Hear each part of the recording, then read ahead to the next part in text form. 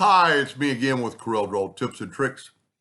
Pretty good design for a bevel tool. And we're going to do a little trickery or whatever you want to call it. I'm going to hit P and put that in the center of the page. Let me go ahead and move this out of the way. And I'm going to take this and I'm going to Control D and I'm just going to bring it in a little bit and then I'm going to Control D a lot. I'm going to take all those shapes and hit B to put it to the bottom. Then I'm going to take that same blue, but I'm going to nudge it out of the way so I don't have to delete the lines. Now we're going to take this, and it's still ungrouped. It has to be ungrouped.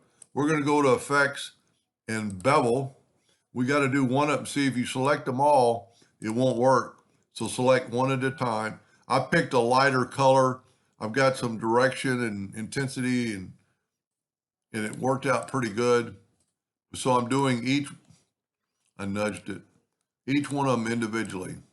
Now it doesn't really look all that spectacular. Well, I think it does, until you put a black box if you printed that on a black t-shirt.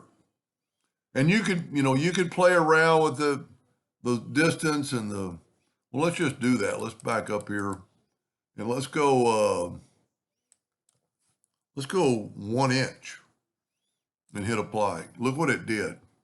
It changed the whole look of the item. I mean, it's going like halfway through to the bevel. The bevel's meeting really in the middle.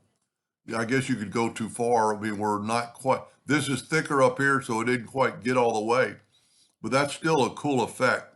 I think both of them are pretty cool.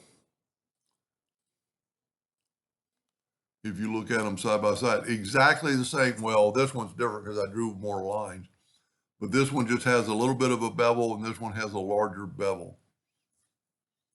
Anyway, hope that helps somebody someday, and thank you for watching.